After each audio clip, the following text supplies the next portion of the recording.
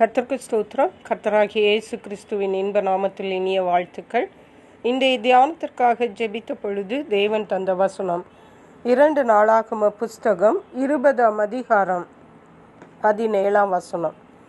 அதன் கடைசி பாகத்தை வாசிக்கிறேன். கர்த்தர் உங்களோட இருக்கிறார் என்றான்.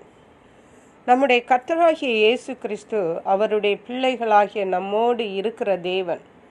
நாம் எந்த சூழ்நிலையில் இருந்தாலும் அவர் நம்மை விட்டு விலகாமலும் நம்மை கைவிடாமலும் நம்மோடு கூட இருக்கிற தேவன். 91ஆம் சங்கீதத்திலே தேவன் சொன்னார், ஆபத்தில் நானே அவனோடு இருந்து அவனை தப்புவித்து அவனை கனப்படுத்துவேன் என்று. ஆபத்து வேளைகளில் மனிதர்கள் நம்மை விட்டு தூரம் போகலாம், நம்மை கைவிடலாம். ஆனால் நம்மை உண்டாக்கின தேவன் கர்த்தராகிய இயேசு கிறிஸ்து ஆபத்து வேளைகளிலே நம்மை தேடி வந்து நம்மோடு கூட இருந்து அந்த ஆபத்திலிருந்து நம்மை விடுவித்து கனப்படுத்துகிற தேவனாயிருக்கிறார்.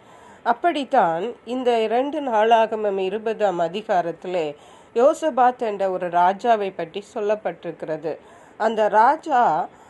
அந்த ராஜாவுக்கும் அவருடைய ஜனங்களுக்கும் விரோதமாக ஏராளமான ஜனங்கள் கூடிக்கொண்டு யுத்தத்திற்கு வந்தார்கள். அப்பொழுது இந்த ராஜாவிற்கு என்ன செய்ய வேண்டும் என்று தெரியவில்லை. ஆனால் அவர் தன்னுடைய ஜனங்கள் எல்லாரையும் கூட்டி உபவாசம் பண்ணி தேவனிடத்திலே விசாரித்தார். இந்த ஏராளமான கூட்டத்திற்கு முன்பாக நிற்க எனக்கு பலன் இல்லை, நான் என்ன செய்ய வேண்டும் என்று எனக்கு தெரியவில்லை என்று. அப்பொழுது தேவன் சொன்னார், நீங்கள் ஏராளமான கூட்டத்திற்கு பயப்படாமலும் கலங்காமலும் இருங்கள், யுத்தம் உங்களுடையதல்ல, இது கர்த்தருடையது என்று சொன்னார். அப்பொழுதுதான் தேவன் சொன்னார், கர்த்தர், நான் இந்த யுத்தத்தை பண்ணுகிறவர் நீங்கள் அல்ல, யூதா மனுஷரே, எருசலேம் ஜனங்களை நீங்கள் தரித்து நின்று கர்த்தர் உங்களுக்கு செய்யும் ரட்சிப்பை பாருங்கள் என்று சொல்லிவிட்டு கர்த்தர் உங்களோட இருக்கிறார் என்றார். அருமையான கர்த்தருடைய பிள்ளைகளே, நாம் ஒரு ஆபத்து ஏற்பட்டுகிற நேரத்தில் நமக்கு துணை நிற்கிற அவர்களை பார்த்தால் நமக்கு எவ்வளவு சந்தோஷமாக ஒரு பாதுகாப்பாக நாம் உணர்வோம். அதே போன்றுதான் இந்த யூதா மனுஷர்கள், யோசபாத் ராஜாவும் தேவன் அவர்களோடு இருக்கிறார் என்று சொல்லி அவர்கள் சந்தோஷப்பட்டார்கள்.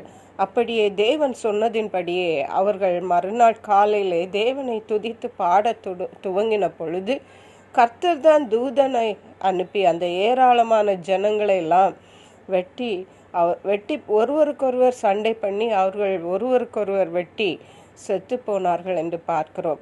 அவ்விதமாக இந்த யோசபாத் ராஜாவிற்கும் யூதா ஜனங்களுக்கும் தேவன் பெரிய ரட்சிப்பை கட்டளையிட்டார் என்று பார்க்கிறோம்.